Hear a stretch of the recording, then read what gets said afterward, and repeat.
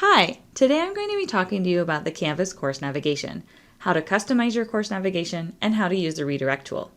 This presentation is sponsored by the Faculty Development Center and Online Education and Training Center at Cal State University Fullerton.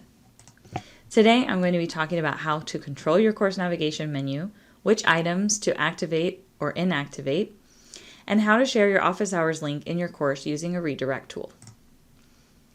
First, your course navigation are the links that students have access to within your course. You can choose which areas students can access by controlling your course navigation. Why might we want to disable some navigation features? Students have access to all of your designer areas in your course unless you disable them. For example, I like to disable pages, files, rubrics, ShareStream, outcomes, collaborations, conferences, or any other course navigation item that I won't be using in that course. This way, it simplifies the design and students only access areas that I wish for them to access. It also reduces confusion for students because many of them get lost with having too many things or too many items in too many places on their Canvas courses. So let's see how we can control our course navigation on Canvas. Once you're logged into Canvas, select the course that you would like to control the course navigation for. I'm going to use my sandbox as an example. You'll notice on the left-hand side, there's a lot of items here. Many of these I don't need for my course and I'm not going to use. I would like to make sure that students have access to the areas that are useful to them and that they don't have access to areas that I want to access. You'll notice in the course navigation, there's an eyeball with a slash through it.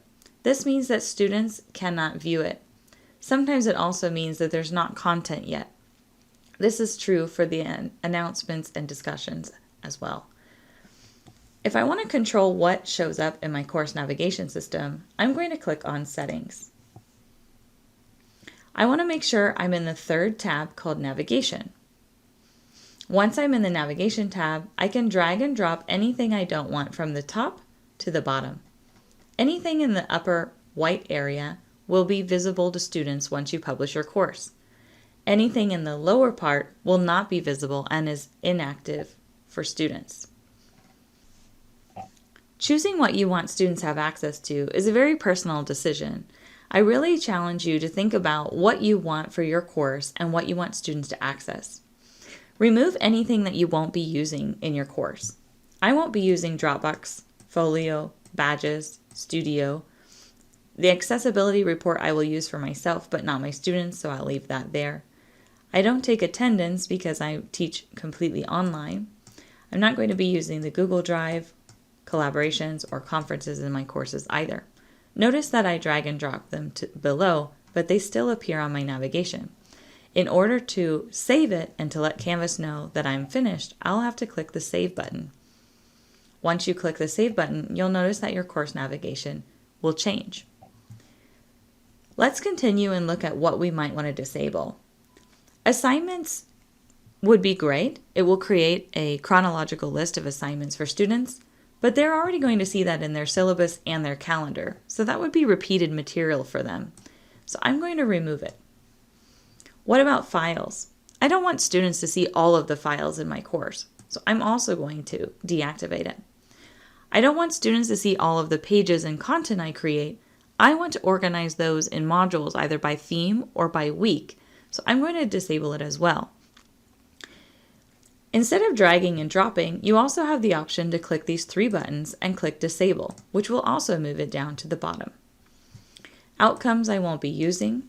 Rubrics I will be using, but I will be attaching them to assignments, and I don't want students to see my entire collection of rubrics, so I'm going to deactivate it for students. I can still use that area and develop things within it, but I'm not going to allow students to rummage through all of the rubrics for the course. Instead, I want them to focus on specific rubrics attached to specific assignments in their weekly modules. What about the quizzes area? Some faculty really like to keep this activated so students can come in and click on the quiz and see the list of quizzes in chronological order for easy access. I prefer to have students access quizzes either from their calendar or in their modules, so I'm going to choose to deactivate it. Finally, what about discussions? If you want students to be able to easily come back and forth to discussions throughout the week, you might want to leave this enabled. Let's leave it enabled for now. You can also choose what order these items go in. For example, maybe I want grades at the bottom.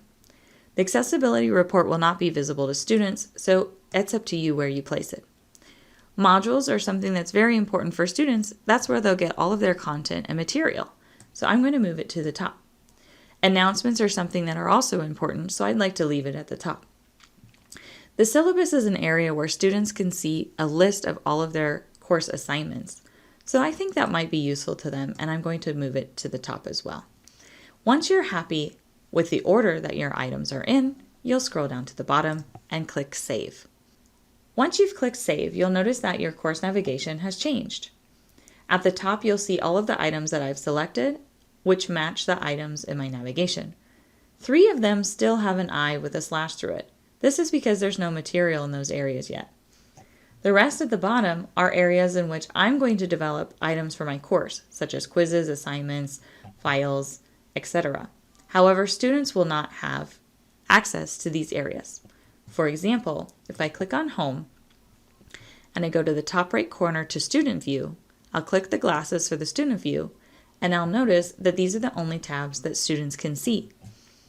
Once I leave Student View, I can see all of my Builder tabs again.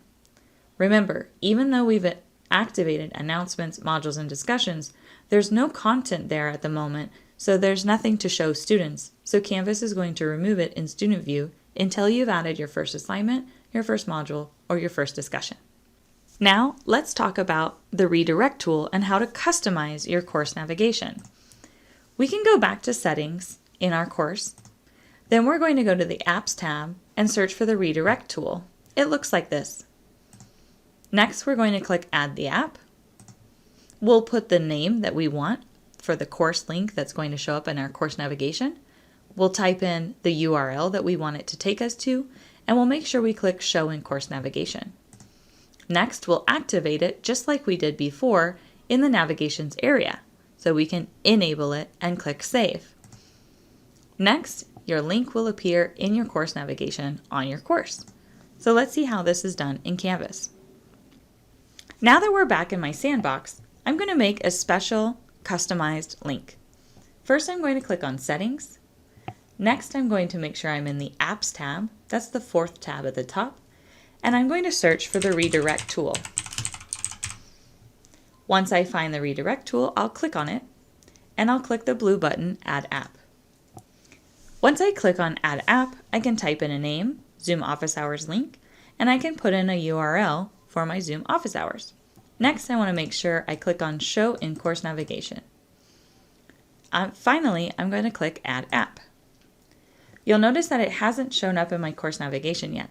This is because I need to enable it in navigation.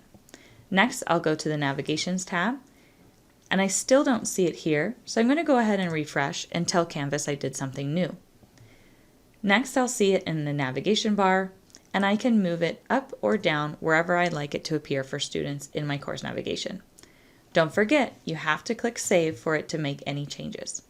Now, when students enter my course, they'll be able to click on Zoom Office Hours, which will redirect them to my Office Hours link. Thank you so much for joining us today. This has been presented to you by the FSS in cooperation with the FDC and OET here at Cal State Fullerton. Have a wonderful day.